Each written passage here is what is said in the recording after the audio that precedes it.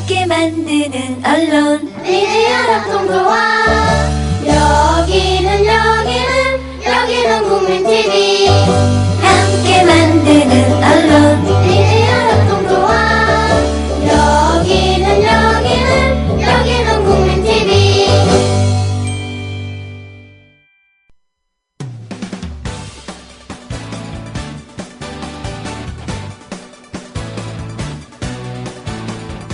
미디어 협동조합 서영석 이사장의 서영석 타임스.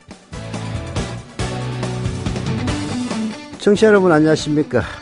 5월 15일 금요일 서영석 타임즈 시작합니다. 어제 하루 쉬었습니다.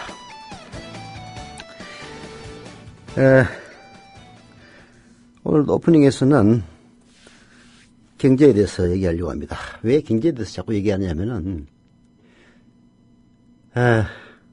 정치에 대해서는 오피니언 비평이나 PD 브리핑에서 충분히 얘기가 되어 있기 때문에 이제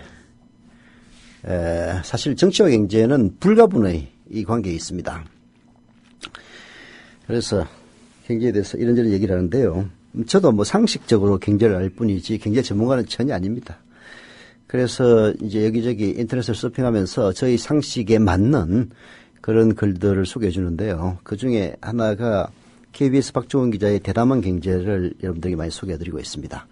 사실 KBS 박종원 기자의 대담한 경제 치면은 뭐 글 다 나옵니다. 그럼에도 불구하고 제가 오프닝에서 소개해 드리는 이유는 그럴 만한 가치가 있다라고 생각되기 때문에 소개해 드린 것입니다. 쭉 보다 보니까 거의 대부분 다 소개를 제가 해드렸는데요. 청년 부분에 대해서 별로 소개를 안 한 것 같아요. 근데 이 부분 요즘 이제 그 연금 문제가 부각되면서 마치 이 정권이 세대 간의 전쟁을 부추기는 듯한 이런 식의 얘기를 하고 있는데 일부 맞는 얘기도 전혀 없는 건 아닙니다. 다만 이 정권이 청년에 대해서 운영할 자격이 없는 것은 청년에 대해서 말하자면 확실한 대책이라든지 이 뭔가 정책 방향을 확실하게 설정해서 청년들의 살림살이를 펼 수 있는 그런 정책을 피면서 그런 얘기를 하면은 밉지는 않지. 노인뿐만 아니라 청년까지도 가장 홀대하는 이 정권은 결국은 이 사이에 1%도 안 되는 극소수의 기득권층을 위한 정책만을 펴는 그런 경향을 보이고 있기 때문에 연령별로 볼 때 청년층이나 그다음에 30대 40대의 중견 세대나 50대 60대 70대의 장년 노령층에 대해서 모두 개파 5분 전에 정책을 펴고 있다. 이런 얘기를 저는 그렇게 판단하고 있는데요. 청년에 대한 이야기입니다. 사실 21세기에 가장 소중하고 강력하며 결코 대체할 수 없는 자원, 그게 바로 청년이라고 합니다. 왜? 선진국을 비롯해서 우리나라도 마찬가지지만요. 출산율이 점점 요즘 떨어지면서 청년의 숫자가 점점 줄어들고 있습니다. 사실 사람이 자원이다라는 것을 깨닫게 된 것은 중세 유럽에서 일어났습니다. 세계적인 사건인데요. 흑사병. 페스트 아시죠? 페스트가 이게 몽골 제국에서 원래 고비 사막인가요? 거기서 발생했다고 보통 얘기를 합니다. 거기서 비단길을 따라서 말하자면은 서진하기 시작한 서진 맞죠?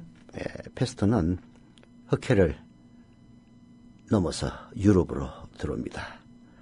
그래서 유럽을 뒤덮죠. 그때 당시 유럽 인구가 한 몇 명이었던가 아마 정확히 잘 모르겠는데 흑사병으로 거의 1억 명 가까이 인구가 사라졌습니다. 정확하게 얘기하면은 최소 7천, 그때는 이제 인구 통계가 부정확하기 때문에 정확하게는 잘 모르는데요. 최소 한 7,500만 명에서 최대 2억 명 정도. 그래서 유럽 인구의 3분의 1이 흑사병으로 다 날아가 버린 겁니다. 자, 그렇게 되니까 그때 봉건제를 유지하던 사회에서 가장 중요한 인적 자원은 농노였습니다. 농노들이 다 죽어버렸어요. 왜냐하면 농노들은 거주 이전의 자유가 없습니다.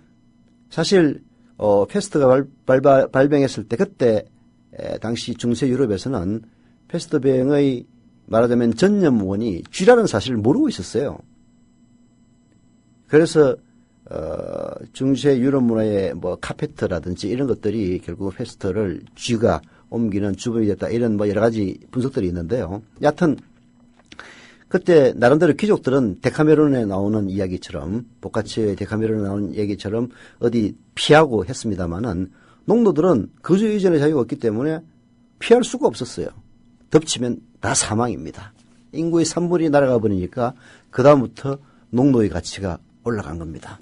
중세 유럽이 붕괴되는 데는 여러 가지 많은 이유가 있습니다마는 결국은 흑사병으로 인한 인구의 급감도 중요한 요인으로 작용되는 거죠. 그래서 사람의 가치가 올라가는 계기가 됐다. 이런 이야기도 있습니다. 그만큼 인적 자원이 굉장히 중요한 자원인데요. 이 인적 자원 중에서도 가장 중요한 자원인 청년이 점점 줄어들고 있는 우리의 현실입니다. 유럽의 경우를 보고 우리 미래를 점칠 수가 있는데요. 유럽에서 노령 인구가 급증하고 청년 인구가 급감한 나라 보면은 이탈리아와 독일을 들 수가 있습니다.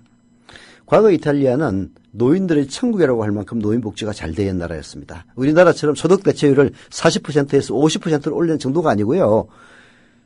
은퇴만 하면은 누구나 자신이 받던 임금의 최고 80%를 연금으로 받을 수 있는 나라였습니다. 당시 이탈리아 노인 인구 전체 인구의 20% 정도였기 때문에요. 이런 식으로 따져보니까 국가 전체 복지 자원 중에서 60%가 노인층에 집중되어 있었습니다. 이 노인층을 위한 정책, 사실은 베를루스코니가 집권하기 위해서 노인들에게 선심 정책을 폈기 때문에 이런 일이 벌어진 겁니다. 사실 박근혜 대통령이 집권하기 위해서 모든 노인에게 20만 원을 주겠다라고 했던 것도 베를루스코니의 그런 선심 정책과 비슷한 맥락이었습니다. 그러나 우리 이명박 각하가 너무 돈을 갖다가 흥청망청 쓰는 바람에 돈이 없어가지고 결국은 모두에게 준다는 공약은 한낱 공연불로 돌아가긴 했습니다마는 여하튼 이탈리아는 그랬습니다. 그러다 보니까 젊은이들에게 돌아가야 될 자원이 적었던 거죠. 사실 복지 투자에서 소외된 청년들의 삶들은 이탈리아에서는 점점 더 비참해져 갔습니다. 이탈리아 청년의 2명 중 1명이 실업자일 정도로 청년들의 구직난이 심각했지만 실업부자와 같은 청년복지제도가 미흡한 탓에 청년 실업자들은 사실상 방치되어 있었고 결국 실업의 고통을 견디다 못한 이탈리아 청년들은 해마다 4만 명씩 일자리를 찾아서 해외로 지금 탈출하고 있는 중입니다. 그래서 이탈리아는 이런 식으로 청년을 홀대하는 정책을 폈기 때문에 점점 경제성장이 오히려 마이너스로 돌아서는 경제가 성장하는 것이 아니라 후퇴하는 지경에 이르렀던 거죠. 반면에 독일은 정반대의 길을 걸었습니다. 독일은 청년들을 위한 투자를 굉장히 많이 했죠. 뭐 예를 들어서 독일에서는 최고 25살까지 모든 어린이와 청년들에게 우리 돈으로 20만 원 안팎의 아동수당을 지급합니다. 독일의 대학은 등록금 안 받습니다. 그리고 대학생들은 등록금을 안 내는데도 한 달에 최고 80만 원까지 생활비를 빌릴 수가 있습니다. 빚을 갚을 때 이자를 내기는커녕 빌린 금액의 절반만 내면 됩니다. 지급학교를 택하면 기술교육을 받고요. 한 달에 평균 120만 원 정도의 월급까지 받습니다. 학교를 졸업한 직후 곧바로 직장을 찾지 못하더라도 실업수당 받을 수 있고 취업에 필요한 기술교육을 받아서 더 좋은 직장에 취직할 기회를 만들 수가 있는 겁니다. 이탈리아와 독일은 그야말로 청년에 대한 투자가 극과 극이라고 할 정도로 차이가 났습니다. 그래서 이탈리아는 쇠락의 길을 걸었고 독일은 유럽에서 가장 잘 나가는 나라가 됐던 겁니다. 대한민국의 청년들은 지금 어떤 대접을 받고 있습니까? 이명박이 4대강에 투자하면서 청년 일자리 늘리겠다고 아르바이트 늘리고 박근혜도 똑같은 그런 행태를 보이고 있습니다. 오죽하면은 생애 첫 직장이 아르바이트로 시작하는 사람의 숫자가 1명도 2명도 아니고 거의 몇십 %에 이를 정도가 되겠습니까? 청년이 에게 희망이 없는 나라는 그 나라의 미래가 없는 겁니다. 따지고 보면은 어디 청년만의 문제입니까? 오늘 부산인가요? 50평형대에 살던 중산층, 물론 보전금 내고 월세로 살던 사람들이긴 했습니다만은 일가족이 자살한 상태로 발견되기도 했습니다. 사회가 어려워지면은 그 사회 구성원들이 어려움 속에서 뭔가 돌파구를 찾을 수 있도록 사회적 장치를 통해서 도와주는 국가와 그리고 외면하는 국가, 그 차이는 나라의 시간이 흐르면 흐를수록 더욱더 커질 수밖에 없는 겁니다. 자, 이런 얘기를 하다 보면요. 결국은 정권을 바꾸는 것만이 정답인데 그럼에도 불구하고 아직도 2년 이상 이 정권이 지속돼야 된다는 점이 사람을 절망스럽게 합니다. 잠시 광고 듣고 시작하겠습니다. 주 기자님, 지난 주말에 콘도 다녀왔는데 진짜 좋았대. 주 기자님은 콘도 회원권도 갖고 있나 봐요? 부럽다. 이번에 회원권 114 거래소에 의뢰해서 싸게 구입했다는데? 콘도 회원권은 비싸지 않아요? 회원권인데? 근데 이 콘도 회원권이라고 다 비싼 게 아닌가 봐. 회원권 114에 알아보니까 종류도 많고 다양한 상품들 엄청 많던데? 그러면 우리도 봄 여행 한번 알아볼까요? 콘도는 회원권 114에서 구입하고요. 02-544-6114번 02-544-6114번 회원권 114는 인터넷과 모바일 앱에서도 검색할 수 있습니다. 콘도 회원권 거래는 회원권 114 02-544-6114번으로 바로 전화해보세요. 지상철 조합원 신청 광고입니다. 강화대교 앞에서 개념 부부가 만드는 개념 곰탕 연지연 곰탕. 연지연이란 가마솥의 장작불로 온종일 구워내는 곰탕을 서로 나누어 이어지는 인연이란 뜻입니다. 연지연 곰탕이 민주주의를 열망하는 조합원 여러분과 국민의 건강을 책임지겠습니다. 곰탕 포장 판매는 한 팩 800g에 7,000원이며 7팩 이상은 무료 배송으로 드립니다. 연지연 곰탕은 강화대교 입구에 위치해 있습니다. 단체 주문 예약 및 포장 주문 전화번호는 010-7252-1114, 010-7252-1114, 031-989-9968. 조합원 단체 예약은 10% 할인해드립니다.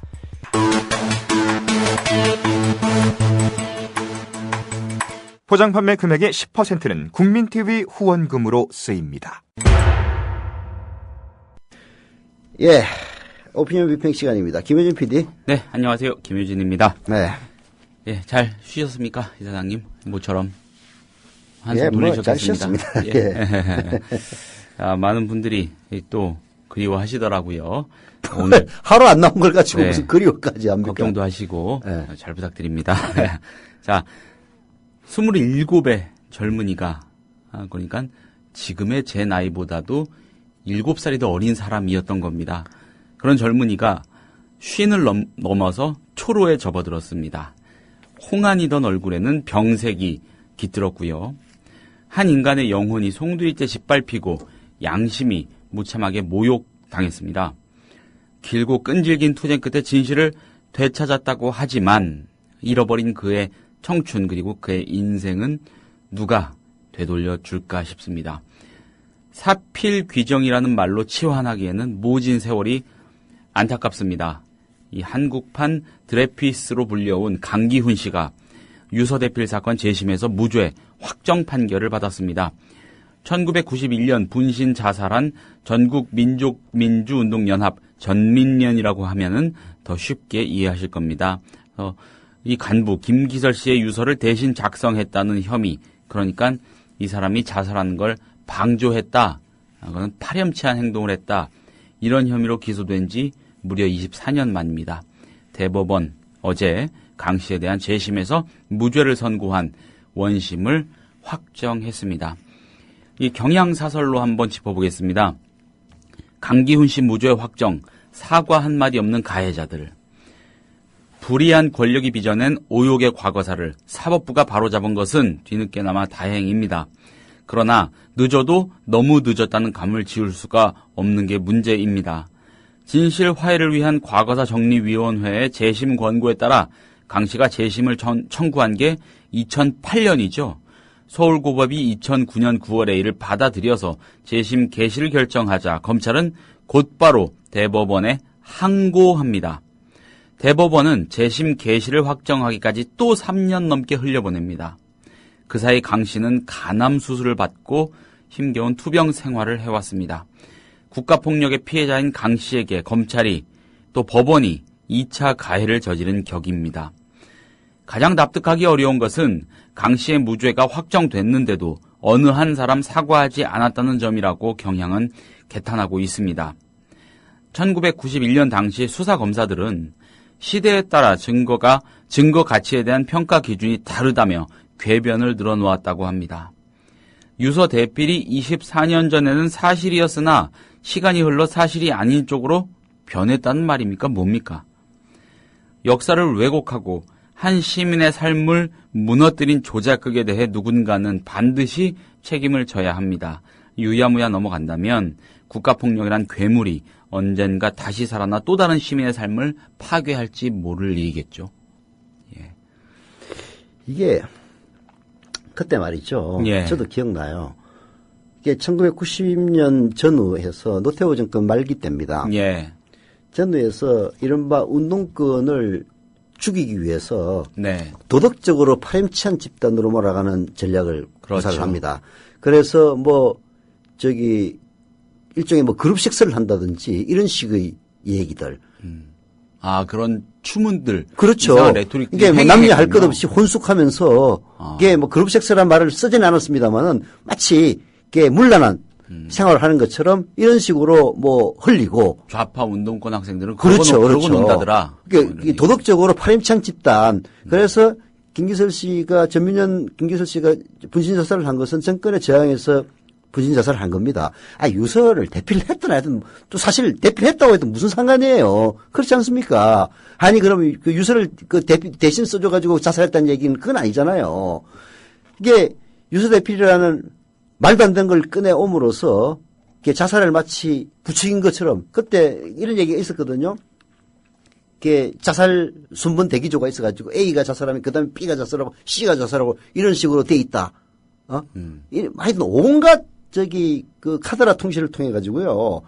운동권의들이 부도덕하고 파렴치한 집단이라는 것을 선전하기 위해서 아주 그냥 광문에 있던 시기입니다. 이 사건하고 관련해서는 이 운동권 좌파 진보 진영 학생들은 이념이나 이런 투쟁을 위해서는 목숨까지도 막 이용하는 파렴치한 그렇죠. 사람들이다. 이런 그게 자살 순번 대기조가 있다는 등 예. 이지랄을 했다니까요. 예. 이제 그 와중에서 이 유서를 대필했다는 혐의로 이제 강기훈 씨가 엮여 들어간 거고 그걸 갖다 결국 유죄로 해가지고 잡아넣었던 건데 이것도 사실은 김대중 노무현 정권이 아니었다면은 역사 속에 묻혔을 겁니다. 그때 진실화해를 위한 과거사위원회가 이건 재심해야 된다. 아무리 봐도 이건 말도 안 되는 구라다. 해가지고 이제 재심 결정은 물론 이제 2007년 지나서 2008년이니까 그 이명박 정권 초기에 결정이 됐습니다만은 그 이전에 이제 진실화해를 위한 과거사위원회에서 근거를 했기 때문에 그런 일이 벌어졌던 거거든요. 근데 또 3년 동안 허송세월을 했던 이유는 정권이 바뀌어서 그랬던 겁니다. 제가 보기에는 딱 그거예요. 정권이 안 바뀌었으면 재빨리 다 처리가 돼가지고 훨씬 빨리 누명을 벗었을 겁니다. 근데 정권 바뀌니까 또 세워라 내워라, 그때 당시 사법부라든지 그 다음에 그 수사검사들, 그냥 위야무야 묻히는 게 자기들한테 가장 유리하잖아요. 이 인간들이 사실은 기득권 계층하고 딱 밀집한 인간을 가지고 있고 지금까지 흘러내려오고 있는 겁니다. 참 정의라는 것도요. 저는 지연된 정의는 정의가 아니라고 하는데 바탕이 되지 않으면은 그 정의 실현 안 됩니다. 힘이 바탕이 돼야 돼요. 그 힘이 뭡니까? 우리가 물리적인 폭력을 갖고 있는 건 아니잖아요. 결국은 정권이 올바른 정권이 들었을 때 정의가 구현되는 겁니다. 진짜 잘 생각해야 돼요. 자기 자신과 관계없다고 생각해서 이런 무도한 정권에 대해서 무감각하게 느끼다가는 특히 이 세월호 참사를 대체하는 이 정권의 자세를 보십시오.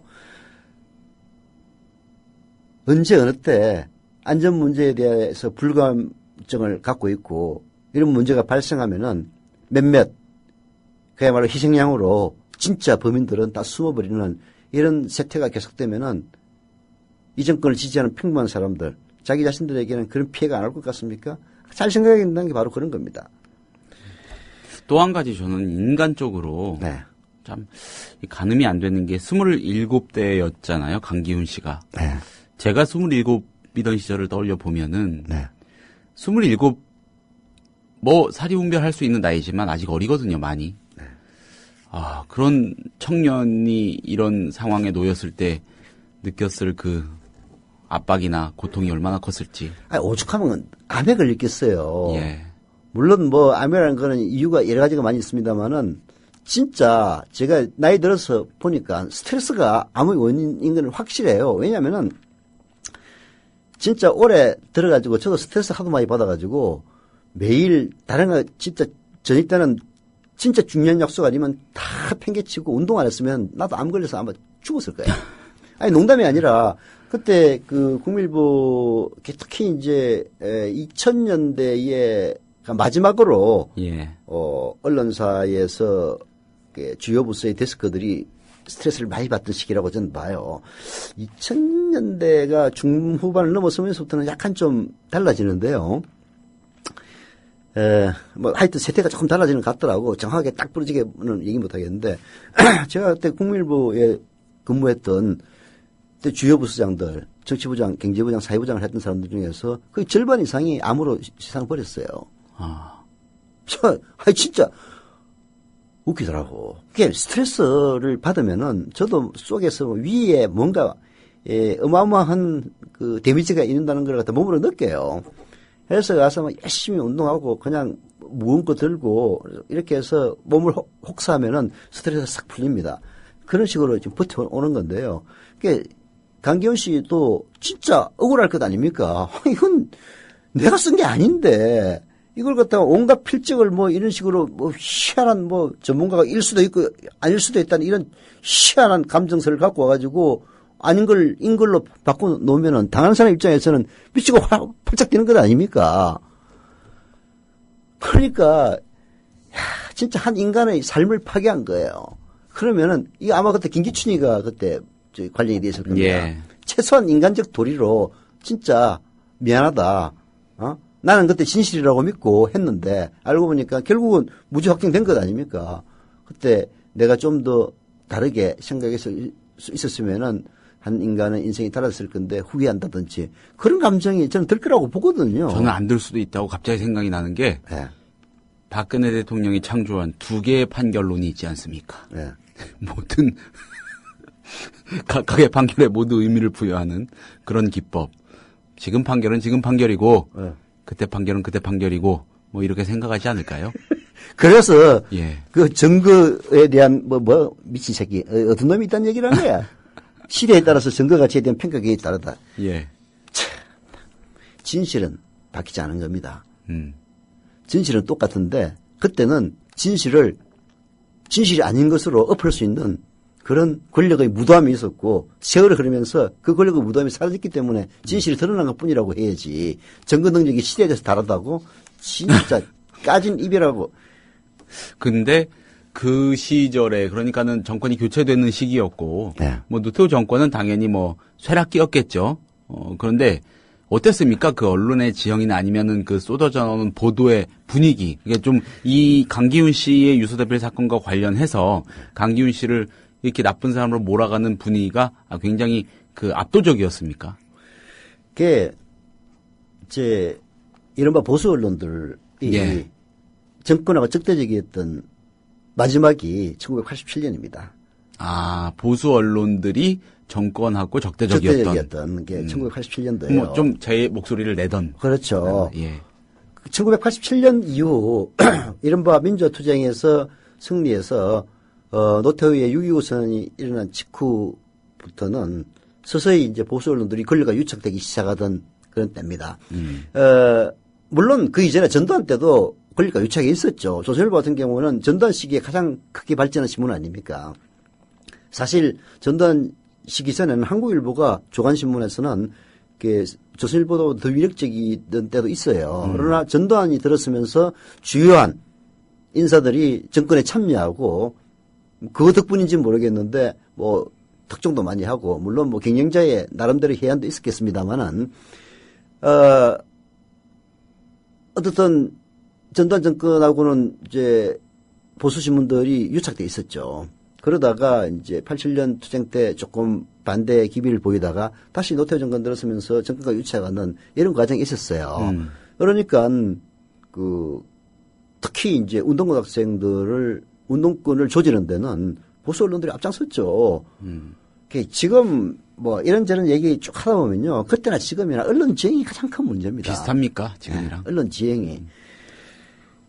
그 조중동의 위력이 점점 약해지니까 예. 저는 종편을 얻어내가지고 그야말로 나라를 갖다 엉망진창을 만들지 않습니까? 자, 이걸 보면서 과연 이런 언론 지형 속에서 정권이 바뀔 수가 있을 것인지 참 절망스러울 때도 많이 있는데요. 뭐 박정희 때도 결국은 총 맞아 죽긴 했습니다만은 예, 정권이 교체되고 하는 이런 경랑을 겪는 것 보면은 뭐 아무리 언론 환경이 나쁘다고 해서 권력이 세지 않는다는 이제 보장은 없는 건데요. 하여튼 언론의 지형은 그때나 지금이나 크게 다르지 않았다. 아, 그러면은 이 27이었던 이 어린 청년 강기훈 씨가 보수 언론의 그 십자포화를 맞으면서 여론 재판에 넘겨졌을 때 그 심정이 진짜 어땠을까요? 상상이 안 됩니다, 정말. 상상이 안 되는 거죠. 예. 그때 저도 기자이긴 했습니다만은 사회부에 있지는 않았기 때문에 직접적으로 취재를 할 형편은 못 됐었는데요. 정치부에 있었으니까 그때는 주로. 여하튼 뭐 그래서 저는 큰 관심은 없었어요.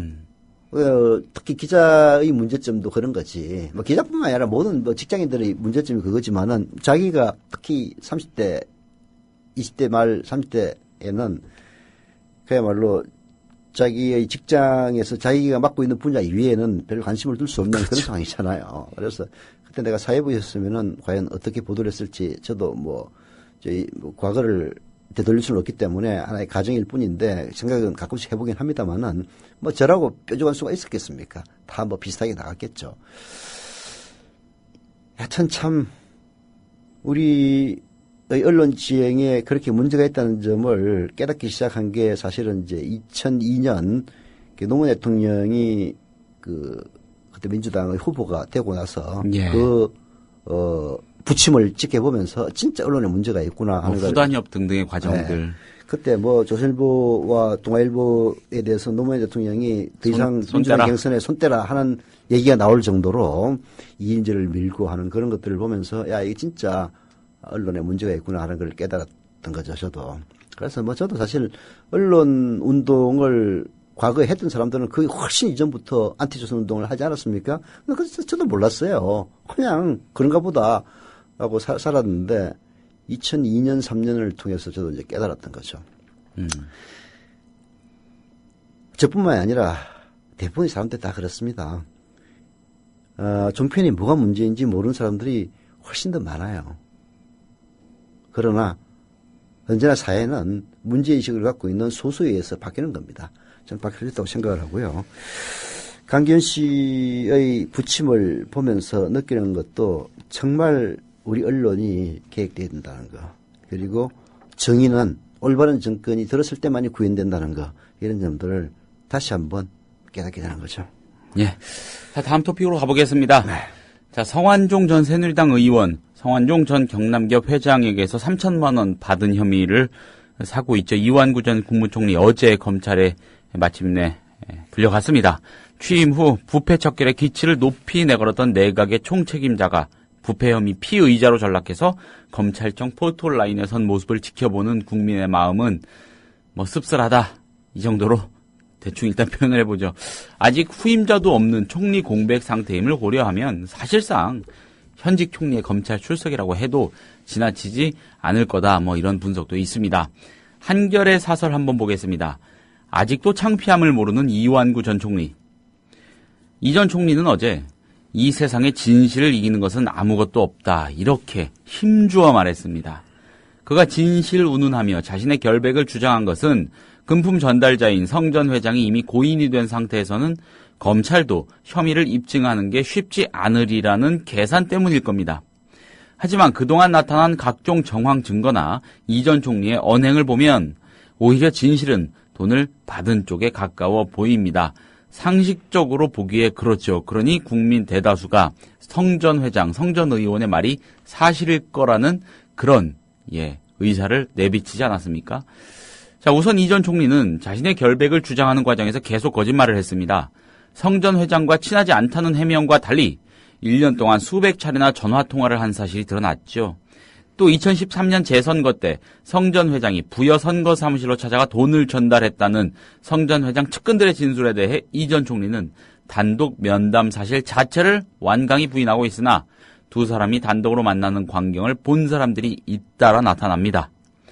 게다가 이 전 총리는 성 전 회장이 숨지기 전에 만난 지인들에게 직접 16번이나 전화를 걸어서 무슨 얘기 나눴냐 이렇게 캐묻는가 하면 전직 운전 기사를 비롯해 선거 캠프 인사들을 상대로 조직적인 회유와 말 맞추기를 시도한 정황도 드러났습니다. 검찰이 이 전 총리 수사를 통해 이 세상에 진실을 이기는 것이 없음을 이완구 전 총리의 그 말을 역설적으로 확실히 보여주길 바란다. 이렇게 한겨레는 촉구하고 있습니다. 예. 참, 이완구를 보면은 우리 사회에 이른바, 지도층 인사. 예. 뭐 지도층 인사가 아니라 권력을 진 인간들의 행태를 참 적나라하게 보여주는 것 같아요. 한겨레 신문이 지적했듯이 뭐 진실은 성완종 회장이 돌아가셨기 때문에 진짜 드러나기가 쉽지는 않을 겁니다. 그러나 돌아간 사람이 망자의 이야기는 그것이 아닌 것으로 확실하게 입증되지 않은 한 진실로 받아들여진다는 그런 뭐 행사소송법인가 뭐 그런 것도 있다고 합니다만은 여러 가지 정황 증거를 보면은 이완구 전 총리의 이야기는 전부 거짓말이고 그리고 자기 자신이 마치 돈을 받지 않은 것처럼 짜맞추기 위해서 여러 가지 회유, 심지어는 협박으로 보이는 이런 일을 한 정황들이 낱낱이 드러나고 있지 않습니까? 예. 그 이야기는 결국은 돈을 받은 게 사실이다라고 볼 수가 있는 거란 말이에요. 자, 이런 상황에서 진짜 진실 이기는 것은 아무도 없다는 얘기를 이완구 전 총리가 하고 있는데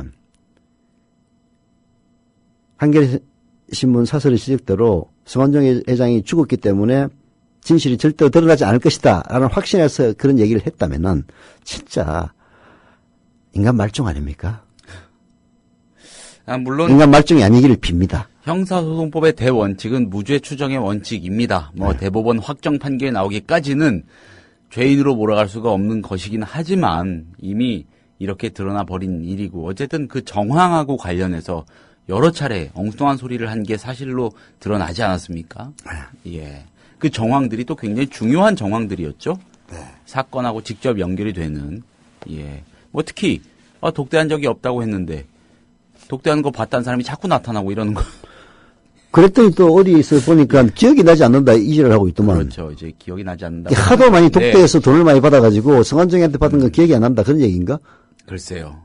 예. 아니 그게 아니라면은 기억이 안 날 리가 없는 거지. 그런데 저는 홍준표 지사 검찰 소환돼서 수사 받았잖아요. 네. 그 뒤로 며칠이 흘렀고 이제 어제 이완구 전 총리 수사를 받았는데 보수 진보 언론 할 거 없이 언론에서 검찰의 고민이 어디에 있는지를 분석하는 기사가 쏟아져 나오는데 검찰이 조금 갈팡질팡하고 조금 어찌할 바를 모르는 듯한 그런 분위기에 휩싸인 거를 암시하는 기사가 많더라고요. 뭐 언론도 거기 부한 외동하는 건지 모르겠고 고도의 검찰의 언론 플레이인지 모르겠는데 요거 참 만만한 수사가 아니다. 혐의 입증이 좀 쉽지 않다. 뭐 심지어는 이런 얘기도 나오고 있죠. 이 두 사람을 만약에 이 두 사람 중에 특히 홍준표 전 지사에 대해서는 구속영장 청구하지 않고 만약에 불구속 기소하는 선에서 이 두 사람 수사가 종결이 되면은 그 다음 남은 7명인가요? 6명인가요? 그 사람들에 대한 수사는 사실상 그냥 시작도 제대로 안 해보고 끝나지 않겠느냐. 그런 전망이 벌써 나오고 있고. 대략 그런 기조죠. 그렇죠. 그리고 심지어 또 어느 언론에서는 검찰이 이 논란 자체를 전면적으로 다시 살펴봐야 된다. 이런 얘기를 하고 있는 것도 같더라고요. 전면적으로 다시 살펴본다는 얘기는 무슨 얘기야? 그러니까, 성완종이가 거짓말했다는 얘기야? 그러니까 이대로 끌고 나갈 수가 없다는 뜻이겠죠. 예, 그러니까 조금씩 그렇게 간을 보는 것 같아요. 근데 그런 분위기가 짙어지고 거기에 이렇게 좀 개구리가 물 뜨거워지는지 모르고 그냥 물 속에 있는 것처럼 여론도 그렇게 무뎌진다면은 유야무야 될 가능성 저는 작지 않다고 봅니다. 아니 검찰은 유야무야 시키려고 하겠죠. 그리고 이 정권 하에서는 드러나지 않는다는 것이 객관적으로 맞는 전망이긴 해요. 왜냐하면은 이거는 크도 너무 큰 사안이야. 쉽게 얘기해서 정권을 무너뜨릴 수 있는 사안입니다. 그게 허태일이라든지 김기춘이가 받은 거는 그 도덕성 문제일 뿐이에요. 자식들 말이야. 돈 받아 처먹고 그때 2007년도 경선도 결국은 성완종이 돈으로 치러놓고 나중에 이완구 시켜가지고 성완종이 죽이려고 했다. 왜냐하면은 공소시효 다 지났거든. 진짜 문제가 되는 것은 홍문종이한테 줬다는 2억. 대선 자금. 네. 그 다음에 유정복이한테 줬다는 돈. 그 다음에 그 서병수한테 줬다는 돈. 뭐 서병수라고 이름을 하고 부산시장이라고 했는데 뭐 부산시장이 허남식이한테 줬겠어요? 뭐 저기 서병수는 뭐 오랜만에 들어옵니다. 예. 저기 지름 저기 뭐 쓰면은 뭐 고소하겠다고 한때 또 얘기했대요. 예. 아니 그러면은 부산시장이 서병수 이전에는 허남식이가 계속 했을 거예요. 그 허남식이한테 돈 줬단 말이야. 미쳤냐?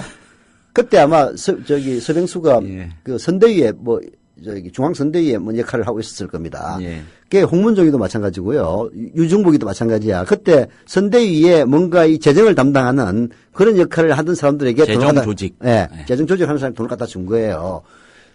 그런 식으로 추정이 충분히 가능한 거지. 또 이거는 만약에 사실이라면은 정권이 흔들릴 수 있는 이거는 엄청난 스캔들입니다. 옛날에 저기 이해창이가 첩대로 돈 받은 거고 본질적으로는 다른 게 하나도 없는 거예요. 성완종한테 받은 돈이 그렇다는 얘기지. 다른 놈들한테 받은 돈은 지금 숨어 있다는 얘기 아닙니까? 아니, 성완종한테 받아가지고 그 돈만 가지고 선거를 치렀겠냐고. 그렇게, 저 시발단 하면서 뭐, 그 누가 그 시사신들에 보도했다시피 건물 뭐 수십 개를 가지고 운영했다며.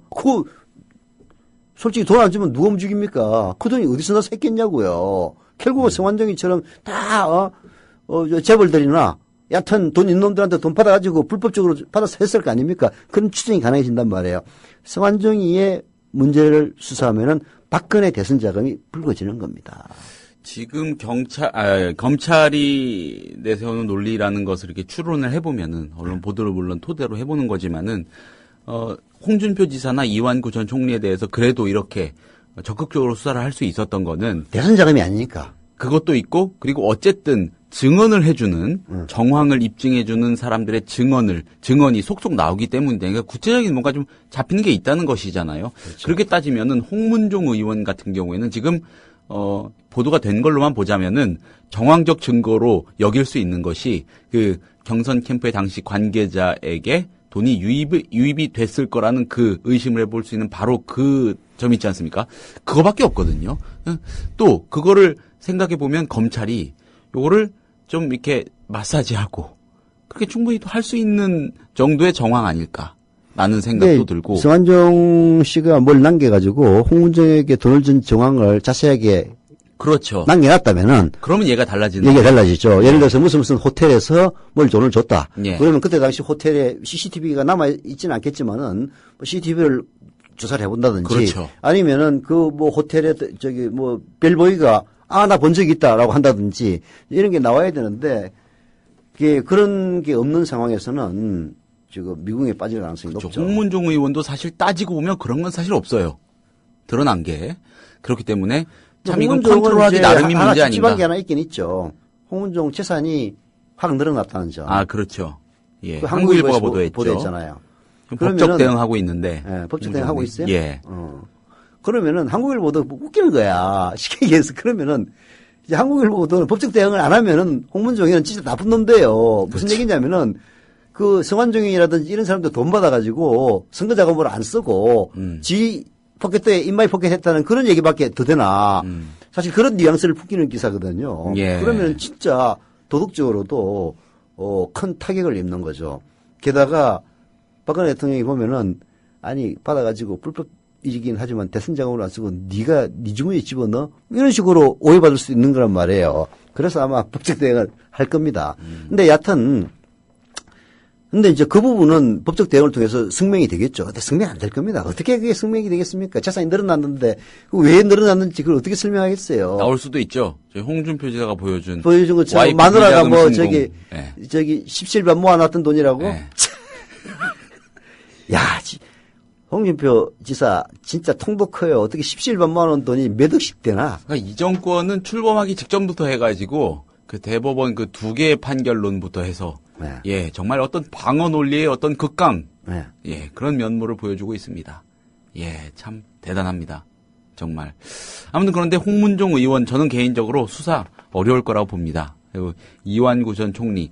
이완구 전 총리하고 홍준표 지사 2명 일거에 불구속 기소하는 선에서 다른 사람들 수사는 유야무야 되지 않을까. 아니, 뭐, 그 얘기가 계속 나왔죠. 그래서 뭐, 이렇게 박근혜 불법 대선 자금을 어떻게 현 정권이 박근혜가 대통령인데 수사를 하겠느냐. 결국은 유야무야 그냥 넘길 거다. 뭐 그런 얘기는 끊임없이 나왔죠. 참, 그런 겁니다. 아니, 정권이, 더러운 정권이 있으면은 강기훈 씨처럼 죄도 없는 사람을 수십 년 동안 죄인으로 몰아가는 그런 일도 벌어지는 거고요. 권력이 무도한 인간들이 권력을 잡으면은 불법 대선 자금을 썼다는 걸 한 기업인이 죽어가면서 실토를 했는데도 불구하고 증거불충분으로 아예 수사도 착수 안 되는 그런 골 때리는 일이 벌어질 수가 있는 겁니다. 그런데 그 수사가 끝까지 착수가 안 되겠습니까? 정권 바뀌면 또 나와요. 나옵니다. 예. 자, 다음 토픽으로 또 가보겠습니다. 이번 군대 얘기입니다. 국군 기무사령부 전현직 간부가 군 전략 물자인 탄창을 밀수출한 사실, 뭐, 엊그제 드러났죠. 경찰에 구속이 됐습니다. 예. 야, 뭐, 야, 기무사령부라는 게 예. 사실은 옛날 보안사. 네, 보안사 예. 가지고 원래는 이제 그때는 군인들이 쿠데타 업무를 갖다가 하지 않나. 예. 그때는 이제 뭐 군사 쿠데타의 나라였으니까. 예. 그런 거 이제 감시하는 데가 기무사령부 아닙니까? 그 기무사령부의 간부 새끼가 탄창을 밀수치했다는 데 듣고 진짜 예. 야, 진짜 군의 부패, 진짜 대한민국 군의 부패. 아니, 북한의 김정일 같으면 전부 총살시켰을 거야. 말 안 듣는다고 고사포로 쏴버린다며. 아니면 저기 장성택처럼 기관총으로. 기관총으로. 진짜 내가 그거 듣고 진짜 뒤로 자빠진 줄 알았어.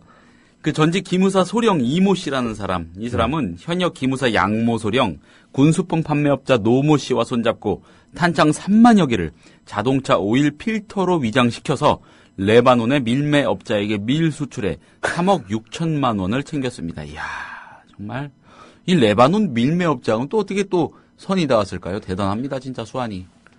야, 뭐 무기 중개상들이야. 네. 죽음의 상인들이 특히 이제 중동 쪽에 많이 활약을 합니다. 지금 뭐 레바논이라든지 시리아 뭐 내전 이런 것 때문에 그쵸. 무기 수요가 많거든요. 야, 이 정말 글로벌 인재들입니다. 글로벌 자, 인재들이 예. 진짜. 이 씨는요, 과거 우리 군의 주력 소총인 M16에서부터 북한군이 사용하는 AK-47 소총 탄창까지 밀매 대상의 종류를 가리지 않았던 것으로 드러났습니다. 이 씨는 거래 상대인 밀매업자를 2007년 레바논 평화유지군 활동 중에 알게 된 것으로 알려졌습니다. 아, 역시 대한민국 인맥입니다. 글로벌이야, 글로벌. 예, 글로벌 인재입니다.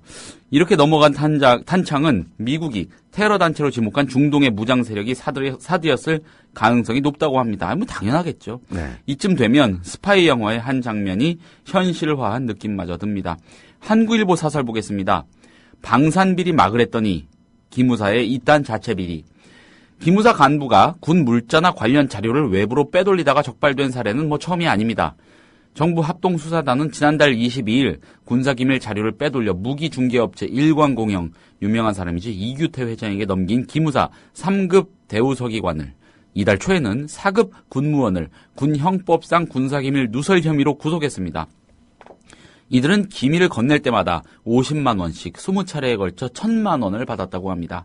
이들이 전한 기밀은요, 군국의 전력 증강, 작전 운용 계획 등 2, 3급 비밀 등 141건이라고 하니 기밀이 건당 7만 원의 푼돈에 거래된 셈입니다. 좀 많이라도 받던가요? 예, 참나. 기무사는 군사보안에서 방위산업보안감사, 컨설팅, 군사기밀 유출 세력 색출, 대간첩 및 대테러 업무에 이르기까지 그야말로 국가의 근간을 흔드는 세력을 감시하고 색출하는 게 주 업무입니다. 북한을 둘러싼 안보, IS 같은 테러 집단의 동향이 한 치 앞을 내다볼 수 없을 정도로 혼란스러운 마당에 기무사의 역할은 더욱 중대할 수밖에 없겠죠. 역할이 중대한 만큼 전군을 포괄 관리 감독하는 무소불위의 권한도 주어져 있습니다. 그런데 국가 안보를 위해 부여한 막강한 권한을 업자들과 짜고 물자를 빼돌리고 국가 기밀을 팔아넘기는 일에 썼으니 그야말로 고양이에게 생선 가게를 맡긴 셈이 돼버렸습니다. 기무사는 지난달에 연일 터지는 방산 비리의 대책 일환으로 단 한 차례라도 비리나 규정 위반으로 적발되는 군인은 즉각 전역 조치시키겠다고 발표했습니다. 이를 위해 본부 요원을 30% 줄여 외부 활동 요원으로 전환하는 방침도 내놓았죠. 하지만 스스로가 잔뜩 골마 있는 판국에 남 얘기처럼 한 것부터 어울리지가 않습니다. 차제에 기무사의 과도한 권한, 폐쇄적인 업무 등 원천적으로 비리 소지가 큰 조직 문화와 체질을 바꾸는 방안부터 검토돼야 한다. 이렇게 한국일보는 지적을 하고 있는데 이건 언제 바뀌겠습니까? 예. 아휴, 참. 기무사. 예. 아니, 이러니까 북한보다도 국방비를 1년에 30배씩 더 쓰면서도, 미군이 없으면은 국가 안보가 위태롭다는 이지랄을 하는 이유가 바로 이런 데 있는 거 아니겠습니까? 예.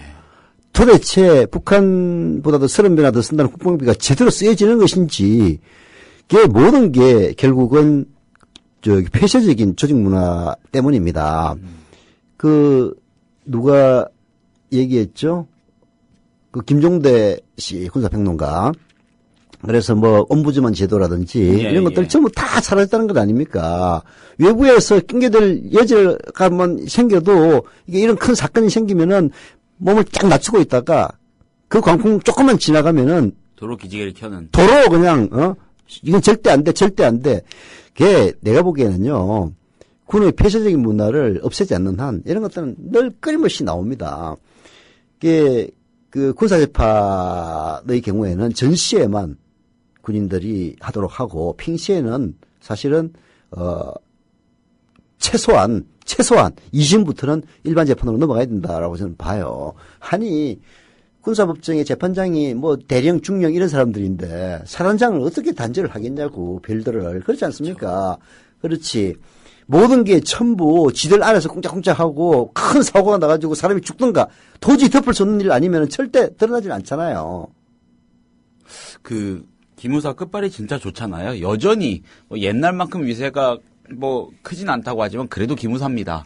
기무사는 부사관 한 중사만 돼도 영광급들 우습게 알죠. 정말 우습게 알죠. 저는 예전에 군대 생활할 때 영광급들 차를 좀 몰아가지고. 또 운전병이시죠? 예, 좀 몇 번 좀 이렇게 했었는데, 기무사에서 근처 관할 기무반에서 중사 이런 사람들 나오면은, 바로 모시러 가야 됩니다. 밤이라도 모시러 가야 됩니다. 그래서 독대하면서 담배도 한 대 태우고, 단아까도 안 합니다. 이 사람들은. 그냥, 그랬어요. 저랬어요. 하면서 한번 인사차 왔다고. 이런 식으로 한번 훑고 가죠. 왜냐면은 기무사의 보고서가 굉장히 중요한 역할을 하거든요. 그렇죠. 그러니까 기무반장들 있잖아요. 이 부사관들인데 빠꼼이니까 동네 또 지역. 이 사람들이 딱 하는 일이 정보 보고서 쓰는 거 아니겠습니까? 끝발이 장난 아닐 것 같은데 글쎄요. 제가 그런 기억을 갖고 있고 또 이 기사를 이렇게 보니까 이 막강하고 폐쇄적인 기무사 안에서 과연 이런 일들만 있었을까? 한두 개 아니겠지. 이거는 이제 이 자식들이 탄창을 팔아먹다가 이제 들통이 나니까 이건 숨길 수가 없어가지고 나온 거지. 그 안에 있는 수많은 비리들, 어떻게 이 새끼들 탄창을 팔아먹냐고. 탄창은 무슨 죄입니까? 이게 좀 있으면은 진짜 미사일도 팔아먹을 놈 나올 것 같아. 예. 그리고 이 아까 군무원들, 요 사람들, 행정 공무원들이잖아요. 사실상 그 사람들도 이렇게 국가 기밀을 넘기는데 글쎄요. 저는 더 상층부에서 정보 장사 이거 장난 아닐 거라고 봅니다. 누구야? 하여튼 장성들 로비스트로 고용을 하면은 걔들이 다 정보 흘리고 다니는 거 아니에요. 그렇죠. 결국 정보 장사하는 거죠. 나가서. 그렇죠. 그렇게 해가지고 중요한 무기, 방산 무기 낙찰 받도록 정보 주고 낙찰 받으면은 또 이익을 또 극대화 시켜야 되니까 중간에 불량품 중국에서 사들여가지고 주로 한다고 그러더라고. 싸니까. 그런 부품 넣어가지고 또 사바사바 압력 넣고 돈 주고 해가지고 또 통과시키고 이런 식으로 지금 굴러가고 있는 것 아닙니까? 참 도대체 어디서부터 손을 봐야 될지. 근데 개인적으로요. 기무사가 지금처럼 철옹성처럼 굳이 존재를 해야 됩니까? 국정원이든 기무사든 다 합쳐가지고 좀 전문성이나 투명성이 좀 더 향상된 형태의 정보기관으로 재편하면 안 되는 겁니까? 아니 그건 이제 저런 방식이 돼야 되겠죠. 미국 같은 경우에는 권력이 있는 기관은 그 기관을 감시하는 또 다른 기구가 있습니다. 예. 경찰도 경찰 내부에 독립되어 있는 감사팀들이 있거든요. 그래서 그 감사팀하고 경찰들하고는 맨날 갈등 관계예요. 왜냐하면 이 감사팀은 경찰의 과도한 권한 행사 이런 것 주로 찾아내가지고 벌칙을 주고 징계를 하고 하거든요. 마찬가지로 기무사라든지 국정원이 그런 일을 하면 과도한 일을 못하도록 자체의 아니면 독립적인 감사팀을 둬가지고 이런 것들 견제하고 해야 되는 거지. 아니 솔직히 기무사나 국정원에 하는 얘기를 전부 다 공개할 수는 없는 거 아니에요. 그렇죠. 비밀로 해야 될 것은 비밀로 하되 그것을 감시할 수 있는 그런 걸 둬야 된다는 점이고요. 그리고 한쪽에 모든 권력이 집중되는 그런 일은 또 이게 결국은 부패를 불러일으키는 겁니다. 사실 유전 유죄가 나오는 것도 결국 그런 맥락 아닙니까? 그렇죠. 기소에 대한 독점을 검찰이 갖고 있고 판결에 대한 독점을 판사들이 갖고 있으니까 판결 독점을 없애기 위해서 배심원 제도를 도입하는 거고 예. 그다음에 기소 독점을 갖다 피하기 위해서 공직자 고위공직자 수사처를 도입한다든지 하는 거고. 검찰시민위원회가 가동 중이긴 하죠. 그런데 그렇게 유의미한 것 같지는 않습니다. 그러니까 이게 검찰의 권한을 분산시켜야 돼요. 분산시키고 특히 이제 검찰총장이라든지 검찰의 주요한 간부들은 진짜로 러닝메이트제로 해서 선출직으로 만드는 이런 이 각종 장치들이 이제 있어야 되는데 그거 하나하나 진보적이고 계획적인 정권이 집권하면서 해야 될 일입니다. 우리 사회를 희망 있는 사회로 개조하기 위해서는 이제 한나라당에서부터 시작된 새누리당의 10년 집권을 끝장을 내고 진보적이고 개혁적인 정권이 최소한 15년, 20년을 집권하지 않으면 우리 사회에 저는 희망이 없을 거라고 봅니다. 예. 지금 여러분께서는 관록의 정치기자 서영석 미디어 협동조합 이사장이 진행하는 서영석 타임즈와 함께하고 계십니다. 자, PD 브리핑으로 넘어가죠. 예. 김현준 PD, 오늘 주제는 뭡니까? 자, 현영철 처형 국정원 보고 석연차는 뒷맛 이렇게 키워드를 잡아봤습니다. 네. 현영철 북한 인민무력부장 우리로 치면 국방장관쯤 되는 사람이죠. 네. 이 사람이 김정은 노동당 제1비서에 대한 불경죄로 숙청됐고 졸고 불만을 제기하고 말대꾸하고 이랬다는 거 아니겠습니까? 아니, 졸아서 숙청한다면은 국회에서 조는 사진 나온 우리 박근혜 대통령도 국회의원 시절에 조는 사진 많이 나왔어요. 예.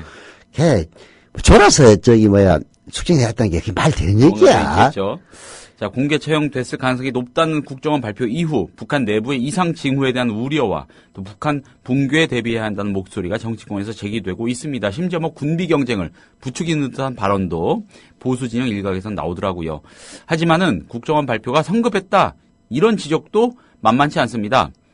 예, 상당수 대북 전문가들은 북한이 국방장관급 핵심 인사를 재판도 없이 이틀 만에 전격 공개 처형했다는 사실에 충격을 표시하면서 북한 내부 권력 동향의 촉각을 일단 곤두세우고는 있다고 합니다. 그러나 국정원의 발표가 석연치 않다. 이런 문제 제기를 하는 전문가들도 많은 게 사실입니다. 예, 북한 내부 사정에 밝은 북한 관료 출신의 한 인사는 언론 인터뷰 등을 통해서 현영철 부장이 해임되거나 징계를 받은 게 잘못 알려졌을 가능성을 제시했다고 합니다. 당 기관지인 노동신문 4월 30일자에 현영철의 동정 보도가 나와 있는데 그날 현영철이 처형당했다면 이건 당도 지금 통제가 안 되는 상황이라는 것이고 자체가 말이 안 되는 얘기다 이런 겁니다. 심지어 북한 조선중앙TV는요. 네. 현 부장이 처형됐다는 날에도 그가 등장하는 기록 영화를 방영했습니다. 이 방송, 이 TV는 김정은이 2013년 미림 승마구락부를 시찰하는 모습의 기록 영화를 방영하면서 김정은을 수행하는 현영철의 모습을 삭제하지 않고 내보냅니다. 또 국정원이 숙청됐다고 한 마원춘 국방위원회 설계국장과 변인선 군 총참모부 작전국장도 그대로 나옵니다. 북한은 그동안 숙청된 간부의 흔적을 각종 매체에서 지우는 행태를 일관적으로 보여왔죠. 굉장히 철저하게 이런 행동을 해왔습니다. 그런데 현 부장은 지난 5일부터 거의 매일 북한 TV에 등장하고 있다고 합니다. 숙청당했는데 왜 그러니까요. 고사포에 받아서 죽었다는 사람이 어떻게 나오는 거야? 비행기, 날아가는 저공 비행하는 비행기에 쏘는 미사일로 그 화기로 쏴 죽일 만큼 미웠던 사람인데 현영철이 김정은 기록 영화에 계속 등장하고 있음에도 그가 처형 또는 숙청됐다고 국정원이 발표한 것은 정보 분석의 기본적인 원칙을 무시한 거 아니냐. 이거 뭐 의도가 있는 거 아니냐. 오버한 거 아니냐. 이런 의심이 고개를 든다는 것이죠. 그래서 그런지 제가 살짝 살펴보니까 서방 특히 미국의 주요 외신들도요. 좀 놀라운 일이다. 만약에 사실이라면 놀라운데 글쎄 이 사실관계를 우리가 할 입장은 아니지만 아무튼 좀 의심이 간다. 이런 식으로 보도하는 경우도 많습니다. 예. 그러니까 글쎄 점점점 이런 전제가 붙는 거죠. 예. 자꾸 TV에 등장하고 그러니까 그렇습니다. 예. 국정원이 이런 것들을 정보를 뭐 틀린 정보이든지 맞은 정보이든지 쥐고 있다가 예. 결국은 꼭 써먹을 때가 언제냐면은 박근혜가 좀 비틀었다든지 아니면은 박근혜를 좀 어떻게 부각시켜야 될 그럴 찬스 때 이게 써먹는다는 게 저는 더 큰 문제라고 생각을 해요. 이제 그런 식으로 하다 보니까 설익은 정보를 내놓을 수가 있거든. 물론 해영철이 숙청될 수도 있습니다. 뭐 워낙 큼큼한 동네니까 알 수가 없지. 근데 아니 해영철이가 숙청이 됐다 안 됐다 하는 문제는 저거 김정은이 체제에서는 매우 중요한 문제지만 우리한테는 임명무 부장이 바뀌면 어떡고 안 바뀌면 뭐 갑자기 임명무 부장이 바뀌면은 남침을 갖다가 획책하나? 그건 아니잖아요. 매우 우리에게 시급한 사안은 아니란 얘기예요. 그러면은 좀 더 확인이 가능할 때 얘기도 될 거를 지금 보면은 좀 설익은 것 아닙니까? 그렇죠. 여러 가지 정황으로 볼 때 이런 걸 내놓는 의도가 뭐 어디 뻔한 거 아니에요? 아니 뭐 또 전례도 있죠. 뭐 총풍, 북풍 각종. 예. 근데 우리나라 보수 진영은 북한 없으면 정치 어떻게 했을지 모르겠습니다. 예. 그러니까 말이야 참. 그렇습니다. 말씀대로 처형 당했을 수도 있지만은 네. 상식적으로 의심을 해볼 수 있는 거 아니겠습니까? 예.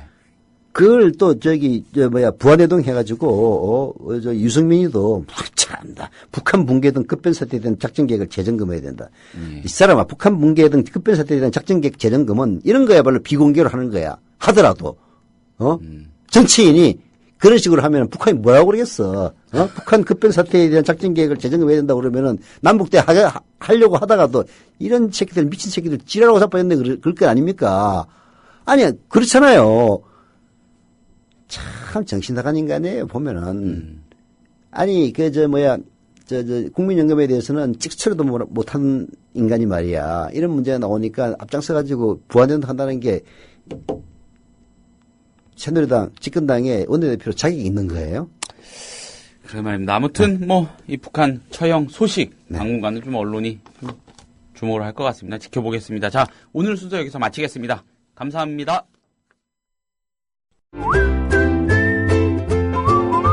국민라디오 팟캐스트 응원하는 가장 쉬운 방법 아시나요?